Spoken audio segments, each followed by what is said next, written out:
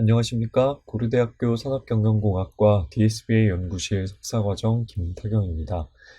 제가 소개해드릴 논문은 구글의 뉴럴 머신 트랜슬레이션 시스템이라는 논문입니다. 본 논문에서 다루는 태스크는 다음과 같습니다. 신경망 기반의 기계 번역 태스크인데요. 신경망 기반의 기계 번역은 기존 전통적인 phrase based 기계 번역에서 발전된 형태로 큰 특징이라고 함은 엔드-투-엔드로 학습을 할 수 있다는 점과 사용자가 필요로 하는 건 그 번역하고자 하는 문장과 번역된 문장, 이 데이터 쌍만을 필요로 하다는 것이 주된 특징이겠습니다. 아래 구조가 그 신경망 기반의 기계 번역에서 대표적인 구조로 꼽히는 인코더 디코더 구조인데요.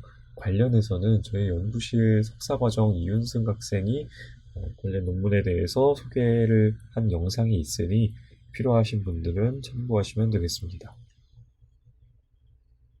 본 논문을 본격적으로 소개드리기 전에 어텐션 기법에 대해서는 좀 단계별로 살펴보고 넘어가도록 하겠습니다. 어텐션도 종류가 여러 가지가 있는데요. 이번에는 그 바다나우 어텐션이라는 기법에 대해서 설명을 드리겠습니다. 먼저 전체적인 그 구조를 보면 다음과 같습니다. 이렇게 소스 시퀀스가 있고요. 이 소스 시퀀스에 대해서 인코더를 통과하면 보시다시피 이렇게 히든 스테이트들이 바이디렉셔널하게 뽑히게 되고요. 그 다음에 디코딩을 거치게 되고 디코더가 존재하고 그 사이 과정에서 이렇게 어텐션을 적용하는 과정입니다. 이걸 단계별로 살펴보겠습니다. 먼저 인코더 부분입니다. 인코더에서는 이 소스 시퀀스의 토큰들이 이제 타임 스텝에 따라 입력으로 들어오게 되면 바이다이렉셔널 인코더를 가정했을 때 포워드 방향의 히든 스테이트가 나오고 백워드 방향의 히든 스테이트가 나와서 이 둘을 합친 것이 각 타임 스텝의 최종 히든 스테이트가 되겠습니다. 그래서 인코딩을 마치고 나면 디코딩을 수행하게 되는데요. 이제 제가 t 시점의 아웃풋을 출력하기 위해서는 바다나우 어텐션에서는 t-1 시점의 디코더 히든 스테이트가 필요합니다. 어텐션이 이루어지는 과정에 대해서 이제 설명을 드리겠습니다. t-1 시점의 디코더 히든 스테이트는 한 개의 플리 커넥티드 레이어를 거치게 됩니다. 그리고 인코더의 모든 히든 스테이트에 대해서 풀리 커넥티드 레이어 하나를 거치게 되어서 이 두 레이어를 더합니다. 더하고 나서 한 번 더 풀리 커넥티드 레이어를 거치면 이 크기에 맞는 사이즈의 로짓이 생성되게 되고요. 결과적으로 그 로짓에 소프트맥스를 적용하게 되면 보시다시피 어텐션 디스트리뷰션이 형성되게 됩니다. 이 어텐션 디스트리뷰션은 인코더 각 타임 스텝의 인코더 히든 스테이트들과 웨이티드 썸을 하게 되어서 최종 컨텍스트 벡터가 만들어지게 되는 것입니다. 이 최종 컨텍스트 벡터는 이렇게 내려와서 t-1 시점의 아웃풋과 결합하여서 t 시점의 인풋으로 들어가게 되고요. 이제 그렇게 나온 그 결과값의 풀리 커넥티드 레이어 소프트맥스를 거치면 우리가 최종적으로 출력하고자 하는 값에 대한 분포가 나오게 됩니다. 가장 높은 값을 갖는 것이 t 시점에서의 아웃풋이 될 거고요. t 시점에서의 실제 레이블과 비교하여서 로스를 계산하는 형태입니다. 본 논문의 흐름은 다음과 같이 진행됩니다. 실제 구글의 서비스를 구축하면서 다양한 연구 방법론을 적용할 때 여러 가지 이슈들이 발생하는데요. 이 이슈들에 대해서 소개를 하고 이 이슈를 해결하기 위해서 굉장히 많은 시도를 합니다. 그래서 제가 설명을 드리는 방식은 이러한 이슈에 대해서 소개를 하고 이슈에 대해서 어떠한 방법을 시도했는지를 소개를 드릴 텐데요. 이 가지수가 조금 많아서 각각에 대해서 완전히 자세하게 설명하기보다는 어떠한 시도를 했고 어떠한 결과를 낳았다라는 흐름으로 설명을 드리도록 하겠습니다. 아래의 그림은 그 본 논문의 이제 모델 구조인데요. 각각에 대해서는 넘어가면서 다음에 설명드리도록 하겠습니다. 먼저 이 모델에 적용된 방법론에 대해서 설명을 드릴 텐데요. 이 모델 관련된 이슈들은 다음과 같습니다.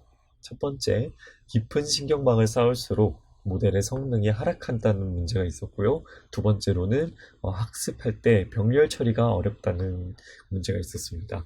그 다음으로 디코딩, 출력 문장을 뽑기 위해서 디코딩을 할 때 모델이 짧은 문장을 선호하는 현상이 발생하고요. 그 다음에 번역된 문장이 원래 문장을 전부 커버하지 못하는 현상이 발생합니다.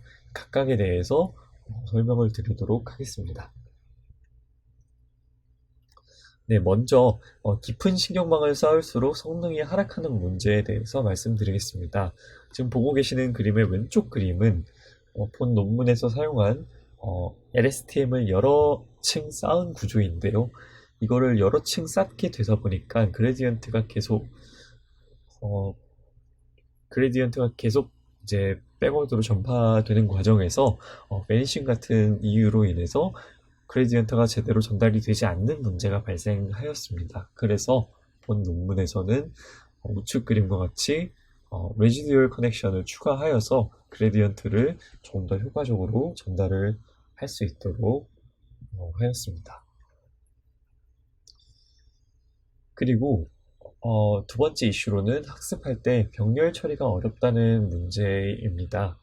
그래서 인코더 단에서 조치를 어떻게 취했냐면 일반적으로 인코더에는 이제 바이디렉셔널한 형태로 적용하는 경우가 많은데 본 논문에서는 가장 첫 번째 레이어에만 바이디렉셔널을 적용했다고 합니다.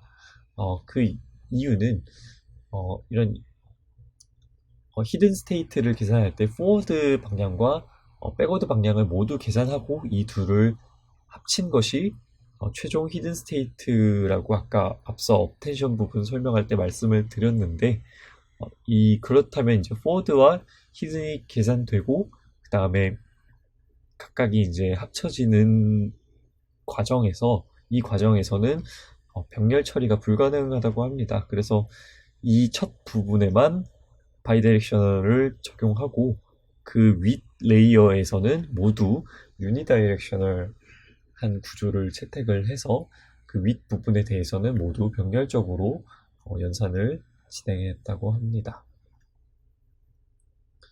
그리고 이 병렬 처리를 이제 그 장비단에서는 어떻게 해결했냐 하면 다음과 같은 방법을 사용했습니다. 모델을 병렬 처리하는 방법론으로는 크게 두 가지로 구분을 할 수 있는데요. 첫 번째로는 데이터 패러렐리즘, 두 번째로는 모델 패러렐리즘이 있습니다. 전자의 경우에는 그림과 같이 각 GPU 장비에 모델들을 이렇게 복사한 후에 이제 배치를 넣어서 학습을 하고 이제 각각의 모델에 대한 파라미터를 업데이트를 할 때 이제 공통된 하나의 파라미터 서버를 두어서 이 각 장비에 할당된 모델의 파라미터를 뭐 동기적으로 혹은 비동기적으로 업데이트하는 방법론입니다. 두 번째로 이 모델 패러렐리즘은 다음과 같습니다. 일반적으로 하나의 모델이 너무 커서 한 번에 학습하기가 어려운 경우 적용되는 방법인데요. 본 논문에서는 이 모델을 인코더와 디코더로 나누어서 인코더 부분은 따로 학습하고 디코더 부분을 따로 학습하는 경우를 의미합니다. 그래서 이렇게 이 둘을 연결하자면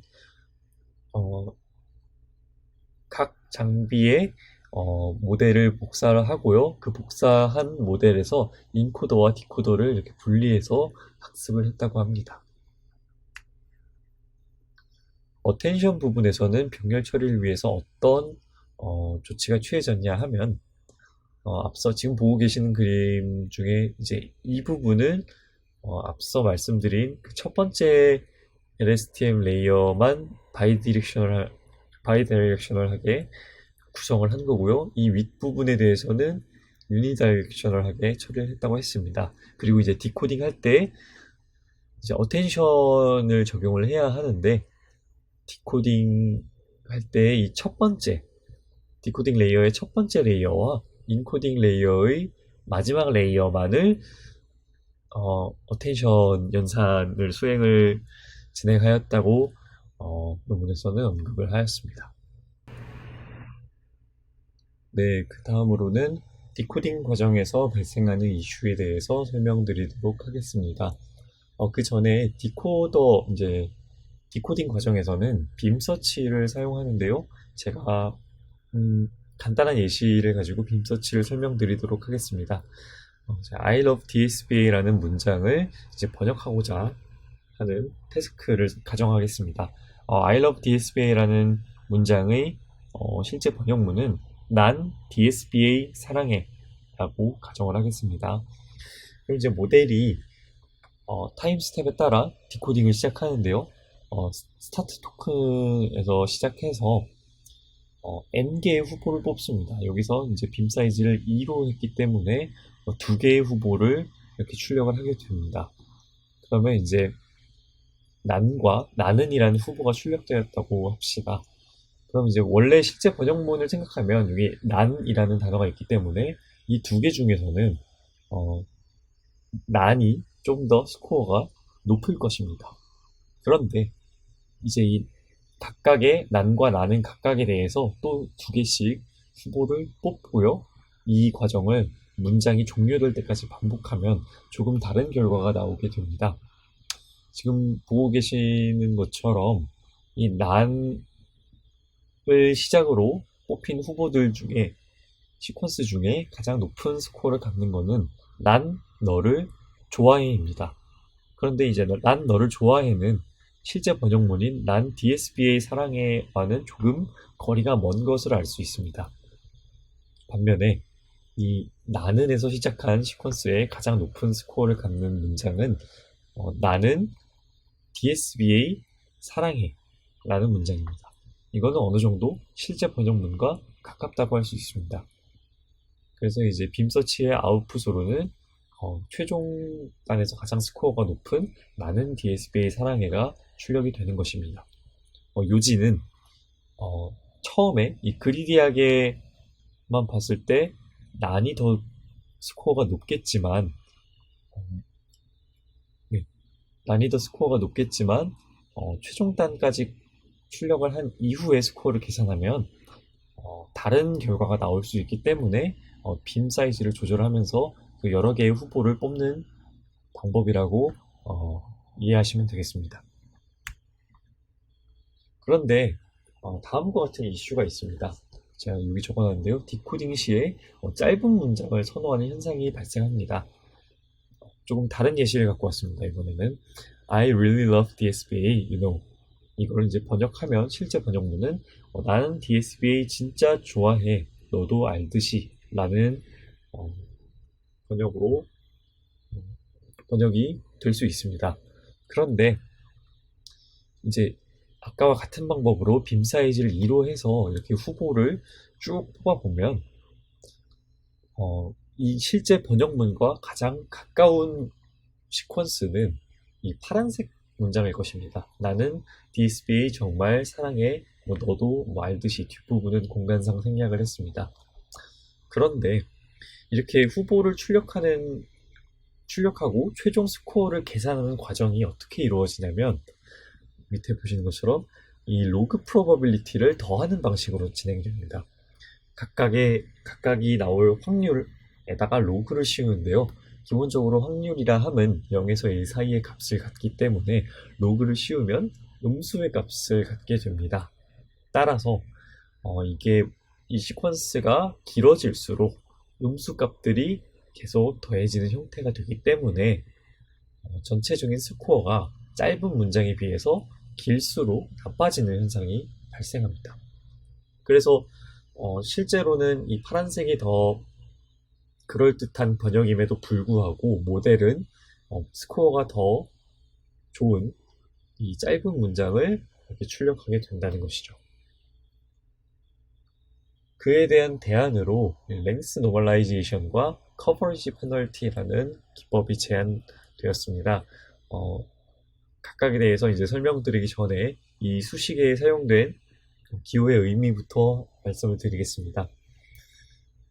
이 부분은 이제 스코어 펑션이고요. 그 다음에 아까 말씀드린 로그 프로바빌리티의 y는 출력 시퀀스, x는 입력 시퀀스입니다. 그리고 이제 뒤에서 설명드릴 이 랭스 페널티와 그 다음에 커버리지 페널티가 있고요. 그 다음에 이 PIJ는 입력 시퀀스의 i번째 단어에 대한 출력 시퀀스의 j번째 단어의 attention probability를 의미합니다. 그리고 이제 여기 나오는 알파와 베타는 랭스 페널티와 커버리지 페널티를 그 정도를 조절하는 하이퍼 파라미터라고 보시면 되고요. 알파와 베타가 각각 0일 경우에는 일반적인 빔서치와 동일하다고 생각하시면 됩니다. 네, 그럼 이제 먼저 랭스 노멀라이제이션에 대해서 설명을 드리겠습니다. 이제 랭스 페널티로 표현이 되는데요. 수식은 굉장히 쉽습니다. 분자에 이 y, 그러니까 출력문의 길이가 포함되어 있는 것이 전부입니다. 그럼 이걸 해석하자면 지금 옆에 있는 예시를 기준으로 보면 긴 문장에 대해서 먼저 보겠습니다. 파란색 부분. 스타트 조건부터 세면 하나, 둘, 셋, 넷, 다섯, 여섯, 뒤에 7개라고 하겠습니다. 그러면 이 y의 길이가 7개가 되기 때문에, 그리고 짧은 문장에 대해서는 하나, 둘, 셋, 넷, 4개가 되기 때문에 랭스 페널티는 정리하자면 문장의 길이가 길수록 커집니다. 그러면 우리가 이제 확인하고자 하는 이 스코어 펑션에서는 랭스 페널티가 역수로 들어가기 때문에 문장의 길이가 길수록 이 분수 값이 작아지게 되는 것이죠. 그러면 이걸 해석하자면 뭐가 되느냐? 앞서 설명을 드렸지만 이 로그 프로바빌리티가 더해질수록 그 음수 값이 커진다고 설명을 드렸습니다. 거기에 이제 커진 큰 랭스 페널티를 나누게 되면 그만큼 그 네거티브한 정도가 줄어들게 되는 것이죠. 그렇기 때문에 긴 문장에서 네거티브 로그 프로바빌리티가 계속 더해져도 어느 정도 노멀라이즈를 할 수 있는 효과를 갖게 되는 것입니다. 그 다음으로는 커버리지 페널티입니다. 랭스 페널티에 비해서 조금 수식이 복잡해서 제가 간단한 예시와 함께 설명을 드리도록 하겠습니다. 먼저 수식만으로 보면 일단 먼저 그 입력 문장의 각 단어에 대해서 반복을 합니다. 각 단어와 출력 문장의 각 단어의 attention probability를 구하고요. 그 값과 1 사이에 더 작은 값을 구한 다음에 로그를 취해서 모두 더하는 방식입니다. 좀 더 쉬운 이해를 위해서 아래와 같은 예시를 갖고 왔습니다. 입력 문장으로는 나는 너의 마음을 오늘 가져가겠어 라고 설정을 했고요. 출력 문장으로는 I'll take her today 라고 설정을 했습니다. 이 밑줄 친 너의라는 부분이 이 출력 문장에서는 등장하지 않는 것을 확인할 수 있습니다. 제가 미리 말씀을 못 드렸는데 지금 이 커버리지 페널티에 대해서는 번역문이 원문을 전부 커버하지 못하는 현상에 대한 해결 방법입니다. 그럼 이제 다시 정리하자면 입력 문장과 출력 이제 해석본이 있는데 이 커버리지 이 부분을 커버하지 못할 경우 어떤 상황이 일어나는지에 대해서 설명을 드리겠습니다. 먼저 수식에 따르면 이 입력 문장의 첫 번째 단어, 그러니까 i가 1일 때 나는 이라는 단어에 대해서 attention probability를 구합니다. 그럼 이제 이 나는 이라는 단어가 이 모든 출력 단어에 대해서 attention probability를 구해서 더하게 되면 다음과 같이 분포가 형성될 수 있습니다.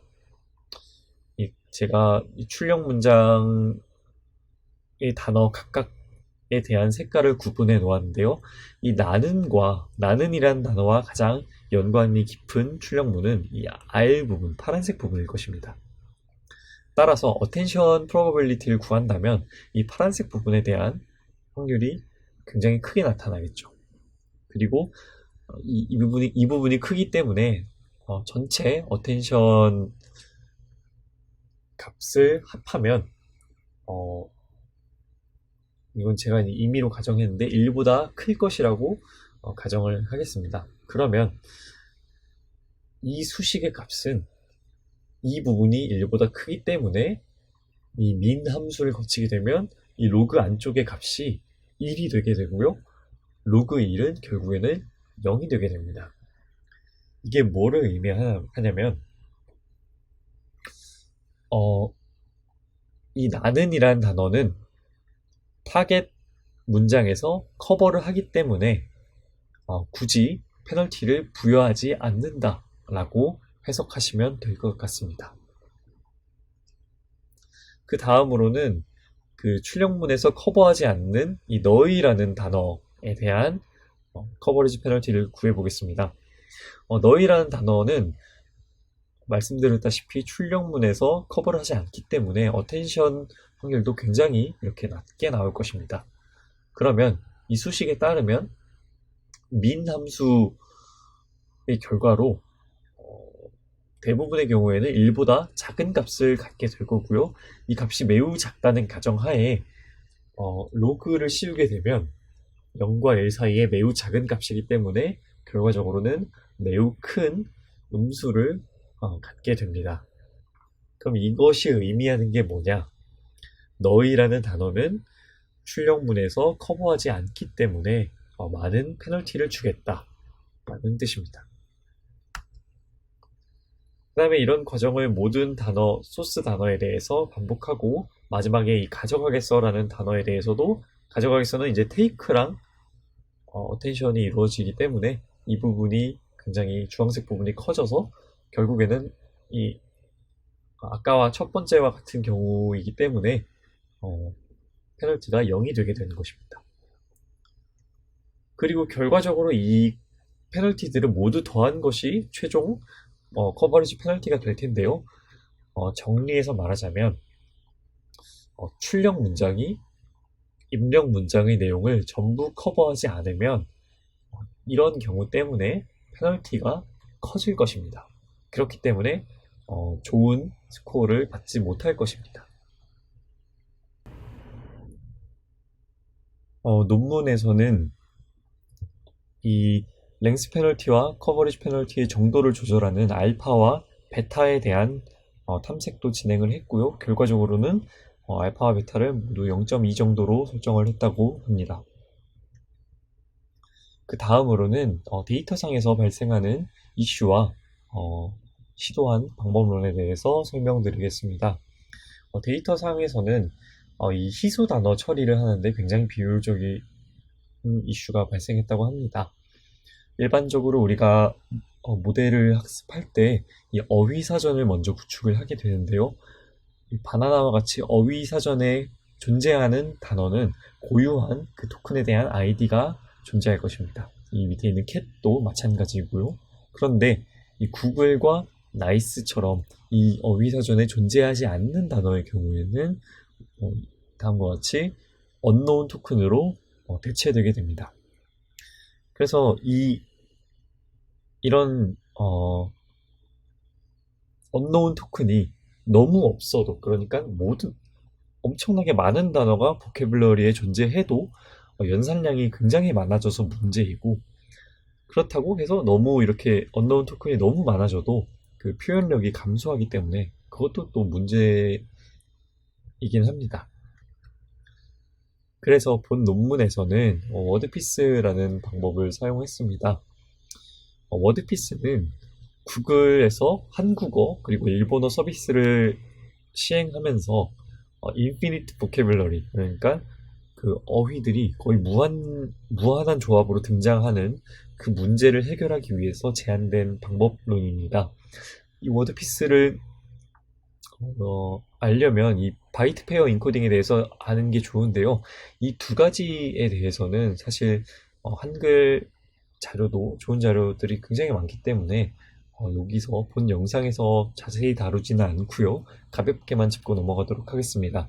바이트 페어 인코딩은 캐릭터 단위로 이렇게 분리한 후에 문장 내에서 등장하는 빈도에 따라서 측과 같이 결합을 하는 방법입니다. 그래서 뭐 자주 등장할수록 이렇게 결합이 되는 형태이고요. 워드피스는 캐릭터 단위로 분리를 한 다음에 이에 대한 그 트레이닝 데이터에 대한 언어 모델을 먼저 학습을 합니다. 그리고 그 후에 그 단어들이 결합되었을 때 그 트레이닝 코포라의 라이클리우드가 커지는 경우 결합을 하고 뭐 커지지 않는 경우는 결합하지 않고 어, 이런 방식으로 진행하는 방법론입니다. 그래서 이것도 대표적인 문장인데요. 이 문장이 워드피스를 거치게 되면 아래와 같은 형태로 분리가 되게 됩니다.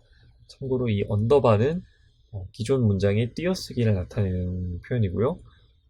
그래서 이제 이 아래에 있는 문장을 복원하기 위해서는 이게 분리된 이 공백 부분을 붙이고 그다음에 이 언더바를 뭐 공백으로 변환만 시켜주면 복원을 시킬 수 있습니다. 워드피스와 이제 더하여 이제 믹스드 워드 캐릭터 모델이라는 방법론도 같이 시도를 했습니다. 이것이 무엇이냐면 이게 앞서 설명드린 예제인데요. 이 구글이랑 나이스란 단어가 보캐블러리에 존재하지 않아서 언노운 토큰으로 대체되는 것을 아까 보셨습니다. 그런데 서로 다른 단어를 하나의 언노운 토큰으로 퉁치는 것이 아니라 각각을 이런 형태로 표현하는 것입니다. 구글이란 단어는 각 알파벳별로 나누어서 그 앞에 스페셜 토큰을 추가한 이런 시퀀스로 취급을 하는 것입니다. 그래서 이 스페셜 토큰은 이거는 비기를 의미하는 거고요. M은 뭐 미들, E는 end를 의미하는 스페셜 토큰입니다. 그래서 이런 식으로 단어를 취급하게 되면 나중에 디코딩 할 때도 이 스페셜 토큰들이 포함돼서 출력이 되게 되는데요.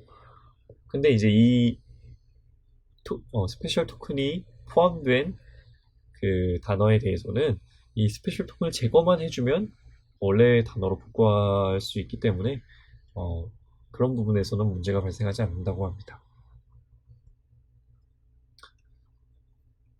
네, 그 다음으로는 이제 평가에 관련된 이슈와 그에 대한 그걸 위해서 시도한 방법에 대해서 소개해드리도록 하겠습니다. 평가 방법에 대한 이슈는 다음과 같습니다. 일반적으로 많이 사용되는 블루스코어와 실제 번역 사이에 괴리가 있다는 것입니다.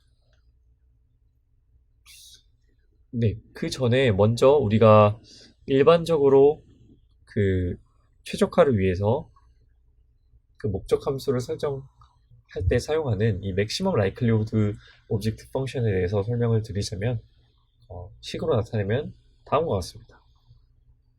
그런데 본 논문에서 주장하는 바는 이 맥시멈 라이클리후드를 목적 함수로 학습을 하고 그다음에 이 블루 스코어로 측정을 할 경우에 이 위어드 펑션 그러니까 실제 번역에서 위어드로 생각하는 부분을 제대로 반영하지 않는다라는 것이 본 논문의 주장입니다. 그래서 블루 스코어가 높을 경우에는 뭐 번역의 질이 높을 가능성이 큰데 좋은 번역이라고 블루 스코어가 높다는 보장은 없다는 것이 주장입니다. 왜냐하면 좋은 번역에 대한 위어드를 충분히 반영하지 않기 때문에.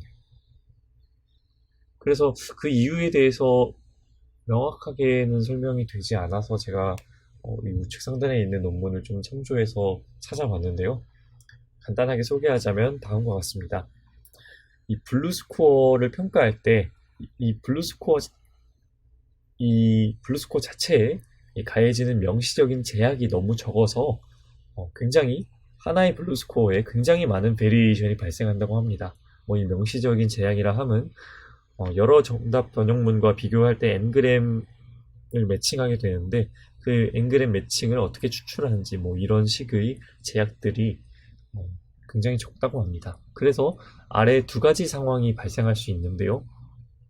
첫 번째로는 두 가지 예측 번역문이 같은 블루 스코어를 갖지만 사람이 보기에는 하나는 좋고 하나는 나쁘다 라고 판단할 수 있는 상황이 발생을 하고요. 두 번째는 실제로 번역의 퀄리티는 전혀 높아지지 않는데 블루 스코어만 높일 수 있는 판례가 존재한다고 합니다. 근데 이제 이 자세한 내용은 본 영상의 범위를 넘어서기 때문에 좀 더 궁금하신 분들은 그 우측 상단의 논문을 참조하시면 되겠고요. 결론적으로는 정리해서 말하자면 이 블루 스코어 그리고 맥시멈 라이클리후드 이 두 개가 충분히 이 번역 태스크의 목적을 반영하지 못한다라는 것이 요지입니다. 그래서 새로운 목적 함수를 제시를 하는데요. 이 왼쪽에 있는 게 아까 말씀드렸던 맥시멈 라이클리후드고요. 이 오른쪽에 이 RL이라고 적혀 있는 새로운 목적 함수가 다음과 같이 표현될 수 있습니다. 이 식은 강화학습 기반으로 제한된 식이고요. 제가 강화학습에 대해서 잘 아는 건 아니지만 번역 태스크에 대한 보상을 직접적으로 최적화하는 식이라고 합니다. 입력 문장이 주어졌을 때 출력 문장에 대한 확률이 이렇게 표현되어 있고요. 출력 문장과 그라운드 트루스에 대한 이 스코어 펑션이 이렇게 존재합니다. 그리고 추가로 강화학습 실험을 할 때는 블루 스코어가 아니고 이 글루 스코어를 사용한다고 하는데요. 글루 스코어란 예측값과 그 실제 값의 n그램에 대한 리콜과 프리시전을 계산해서 그 중에 가장 작은 작은 수치를 사용하는 것이라고 합니다. 그래서 결과적으로는 이 아래와 같이 이 맥시멀 라이클리허드와 이 강화학습 목적 함수를 혼합을 해서 사용을 합니다. 실제 학습할 때는 모델을 이 맥시멀 라이클리후드로 수렴할 때까지 학습을 한 다음에 이 믹스드 오브젝티브 펑션으로 파인 튜닝하는 식으로 진행을 해야 한다고 합니다. 다음으로는 모델 경량화, 그러니까 그 모델 추론 속도에 대한 이슈에 대해서 설명드리겠습니다. 추론을 할 때 굉장히 연산 부담이 많이 발생하는 이슈가 있는데 이를 이제 퀀타이제이션으로 해결을 하였습니다. 일반적인 퀀타이제이션이라고 함은 그 부동 소수점의 표현 범위를 줄여서 연산을 조금 더 효율적으로 하는 기법을 의미합니다. 그래서 표현 범위가 줄기 때문에 약간의 모델 성능과 약간의 트레이드오프가 존재할 수 있는데요. 이 일반적인 퀀타이제이션이 사실은 그 CNN 기반에 많이 적용되는 기법이라 딥 LSTM, 깊은 LSTM에서 적용했을 때는 오히려 성능이 굉장히 안 좋게 나온다고 해서 본 논문에서는 그 딥 LSTM을 위한 퀀타이제이션을 조금 이제 변형해서 사용을 합니다. 자세한 내용은 논문을 좀 참조하시면 좋을 것 같고요. LSTM 내에 있는 이제 특정한 변수와 로짓의 표현 범위를 제한해서 퀀타이제이션을 진행하고 결과적으로는 모델을 학습할 때 수렴을 방해하지 않으면서도 디코딩할 때 결과물의 품질도 크게 나빠지지 않는다 라고 합니다. 실제로 실험 결과를 보면 퀀타이제이션을 했음에도 불구하고 오히려 성능이 더 좋게 나온 것을 확인할 수 있습니다. 그리고 이제 TPU 사용에 대한 언급도 나오는데요. TPU를 사용해서 디코딩을 진행했을 때 다음과 같은 결과가 나옵니다. 비교군으로는 CPU와 GPU 그리고 TPU를 설정을 했고요. 학습할 때는 모두 퀀타이제이션을 진행하고 디코딩 시에는 CPU와 GPU는 풀 프리시전으로 연산을 하고 TPU의 일부에서만 퀀타이제이션을 진행했다고 합니다. 그런데 디코딩 했을 때 TPU에만 퀀타이제이션을 적용했음에도 불구하고 그렇게 퍼플렉시티 차이가 크지 않을 뿐더러 디코딩 시간에 있어서는 굉장한 이점을 보인다고 할 수 있습니다. 결과적으로 이 콘타이제이션과 TPU의 조합이 굉장한 효율을 가져온다라고 할 수 있을 것 같습니다. 본 논문의 실험 세팅은 다음과 같이 이루어졌습니다. 먼저 학습 데이터는 크게 두 개인데요. 영어를 프랑스어로 번역하는 그 데이터 셋과 그다음에 영어를 독일어로 번역한 데이터 셋이 있습니다. 각각 양은 크기는 다음과 같고요. 그다음에 밸리데이션 데이터로는 뉴스테스트 2012년 그리고 뉴스테스트 2013년을 합쳐서 사용했다고 합니다. 테스트 데이터는 뉴스테스트 2014년에 대한 데이터이고요. 그다음 두 번째로는 그 구글 내부에 있는 그 번역 데이터를 사용했다고 합니다. 그리고 이제 평가를 위해서는 이 블루 스코어와 그다음에 사람이 직접 평가한 지표가 있습니다. 먼저 첫 번째로 확인할 결과는 아까 앞서 설명을 드리지는 않았는데 옵티마이저를 두 개를 사용했습니다. 보시다시피 일반적으로 스토캐스틱 그레디언트 디센트와 아담을 많이 사용하는데 본 논문에서는 이 두 개를 혼합해서 사용했습니다. 이 처음 한 6만 스텝까지 아담을 사용하다가 그 뒤로는 SGD로 변경을 해서 사용했다고 합니다. 지금 이 빨간 그래프에 살짝 이렇게 치솟는 부분이 아담에서 SGD로 변경하는 부분이고요. 이렇게 치솟는 이유에 대해서는 그 학습하는 그 트래젝토리가 변경되는 과정에서 발생하는 손실이라고 설명을 합니다. 그래서 여기서 살펴볼 수 있는 점은 일반적으로 SGD보다 아담이 초반에 훨씬 빨리 수렴한다는 점이 있고요. 두 번째로는 아담만 사용하는 게 초반엔 좀 성능이 더 좋아 보이나 이 두 개를 섞어서 사용하는 게 스텝이 진행될수록 점점 더 좋은 성능을 보이는 것을 확인할 수 있습니다.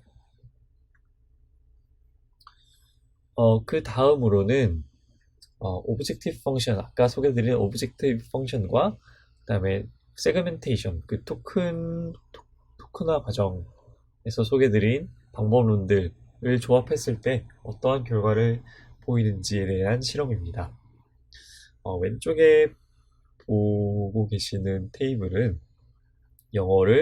테스트 데이터셋에 대해서 영어를 프랑스어로 번역하는 모델 결과입니다. 보시다시피 워드피스 모델을 적용한 그리고 워드피스 모델의 그 토큰 개수가 32K인 경우에 블루스코어가 가장 높게 나왔고요. 그 다음에 디코딩 타임도 상당히 빠르게 나온 것을 확인할 수 있습니다. 조금 더 보자면 의외로 이 캐릭터 베이스드 모델이 좀 좋은 성능을 보였는데 이는 이제 디코딩 속도가 굉장히 느리고 그 다음에 문장 길이가 늘어날수록 학습 속도가 느려진다는 단점이 있다고 합니다. 그리고 이제 밑에는 이제 기존의 모델 성능인데요. 보시면 지금 이 워드피스 모델의 베스트 성능인 38.95보다 가장 밑에 있는 39.2가 더 높은 것을 확인할 수 있습니다. 이건 이제 성능 자체는 높게 측정이 되는데 이 모델의 성능을 뽑으려면 약간 익스터널 얼라이먼트 모델에 의존해야 한다는 단점이 있다고 논문에서 언급을 합니다. 반면에 이 구글 뉴럴 머신 트랜슬레이션 모델은 그냥 그 셀프 컨테인트, 그러니까 이 성능을 내기 위한 모든 요소들이 모델 안에 포함되어 있다라는 것을 강조합니다. 우측은 이제 영어를 독일어로 번역하는 결과인데요. 보시다시피 똑같은 워드피스 모델 32K 모델이 가장 높은 블루 스코어를 보이고 디코딩 속도도 상당히 빠른 것을 알 수 있습니다. 방금 전 결과는 objective function을 ML maximum likelihood로만 학습했을 때의 결과입니다. 근데 지금 보고 계시는 결과는 어, 그 RL 파인 튜닝까지 진행한 모델에 대한 결과이고요. 추가적으로 그 싱글 모델뿐만 아니라 앙상블한 모델의 효과도 알아보았습니다. 가장 위에 있는 테이블부터 보자면 일단 싱글 모델이고요. 그 영어를 프랑스어로 번역하는 것과 독일어로 번역하는 것 각각에 대해서 기존 맥시멈 라이클리후드로만 학습했을 때와 비교하여 이제 RL로 파인 튜닝을 했을 때 조금 더 성능이 향상되는 것을 보일 수 있습니다. 사실 이 부분은 좀 어느 정도 오히려 떨어졌죠. 약간 미미하게 떨어졌지만 이 부분에서 조금 더 유의미한 향상이 있었다라고 합니다. 개인적으로 이 뒷부분, 이 실험 결과 부분을 소개하면서 논문의 저자들도 이 RL에 대한 효과에 대해서 좀 의구심을 갖기는 합니다. 근데 일단은 이 논문의 결과에 대해서 먼저 설명을 드리고 나중에 좀 더 의견을 말씀드리도록 하겠습니다. 그 가운데 테이블 7을 보면 이제는 싱글 모델이 아니라 앙상블한 모델에 대한 결과입니다. 영어를 프랑스어로 번역하는 그 태스크이고요. 그 ML로만 학습했을 때보다 RL로 학습했을 때 조금 더 좋은 성능을 보이는 것을 확인할 수 있습니다. 밑에는 똑같이 앙상블 모델인데 영어를 독일어로 번역하는 모델이고요. RL로 리파인 했을 때 아주 조금 성능이 좋아진 것을 확인할 수 있습니다. 그리고 이제 앙상블 모델과 싱글 모델을 비교하기 위해서 앞에 이 테이블 5에 대한 결과를 갖고 왔는데요. 보시면 이게 24.61이고 앙상블한 모델이 26점대인 걸로 봐서는 확실히 앙상블에 대한 효과는 있는 것 같습니다. 그 다음에 이제 블루스코어뿐만 아니라 인간이 직접 평가한 항목도 확인을 해보도록 하겠습니다. 일단 그 평가 비교를 위한 모델은 다음과 같습니다. 기존 전통적인 Phrase Based Translation 모델과 그 다음에 앞서 설명드린 Maximum Likelihood로만 트레인된 앙상블 모델, 그리고 그 RL 파인 튜닝까지 진행된 앙상블 모델, 그리고 인간이 직접 번역한 결과가 있겠습니다. 그래서 결과를 확인해 보시면 확실히 그 전통적인 방법론보다는 새로운 그 신경망 기반의 방법론이 더 좋고요. RL을 적용했을 여기서도 이제 좀 이상한 게 RL을 적용했을 때 오히려 조금 더 떨어진다고 나옵니다. 그래서 저자들은 이 RL의 효과가 별로 좋지 않은 이유에 대해서도 나름 분석을 해서 제시를 하는데요. 첫 번째로는 이걸 평가하는데 500개의 샘플을 사용하는데 이건 이제 충분한 숫자가 아니라는 것을 언급을 하고, 두 번째로는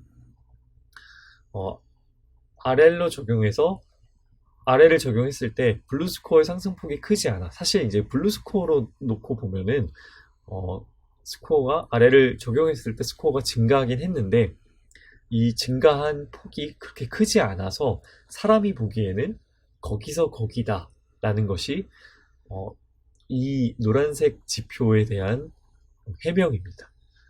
그리고 세 번째로는 블루스코어와 실제 사람의 평가 간에 어느 정도 불일치가 있을 수도 있다 라는 것이고요.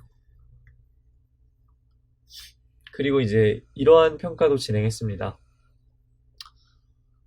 각 이 세 가지 모델, 전통적인 그 방법과 제안하는 방법과 사람의 번역 간에 그 번역문들을 보고 이제 사람들이 직접 0에서 6점까지의 스코어를 낸 결과입니다. 각각의 스코어는 다음과 같이 표현할 수 있습니다. 0점은 진짜 말도 안 되는 번역을 의미하고요.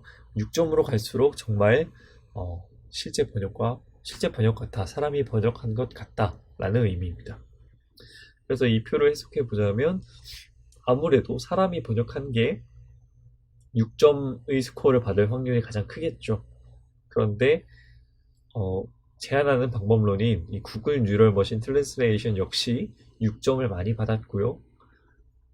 뭐 이렇게 확실한 것은 이제 전통적인 방법론보다는 제안하는 방법론이 훨씬 번역의 퀄리티가 높다라는 것입니다. 그리고 이 표를 제시하면서 논문의 저자들은 사람의 번역도 이렇게 5점, 4점, 3점, 뭐 2점 이렇게 받는 것을 보면서 이 번역 태스크가 얼마나 좀 애매한가, 평가하기가 애매한가를 강조합니다. 사람이 번역한 것도 종종 기계가 번역한 것보다 낮은 평가를 받기 때문에 이 평가 우리가 이제 평가 결과가 가끔씩 애매하게 나온 것에 대한 어, 실드를 좀 치는 것 같습니다. 그리고 마지막으로 실제 프로덕션 데이터, 구글 내부 데이터에 대한 실험 결과입니다. 역시 전통적인 방법론과 제안하는 방법론, 그리고 사람에 의한 번역을 비교했는데요. 모든 그 번역 태스크에 대해서 전통적인 방법론보다 새로 제안하는 방법론이 더 좋은 성능을 보이고, 이는 사람의 번역과도 어느 정도 가까운 것을 확인할 수 있습니다. 네, 본 논문에 대한 소개는 여기서 마치도록 하겠습니다. 들어주셔서 감사합니다.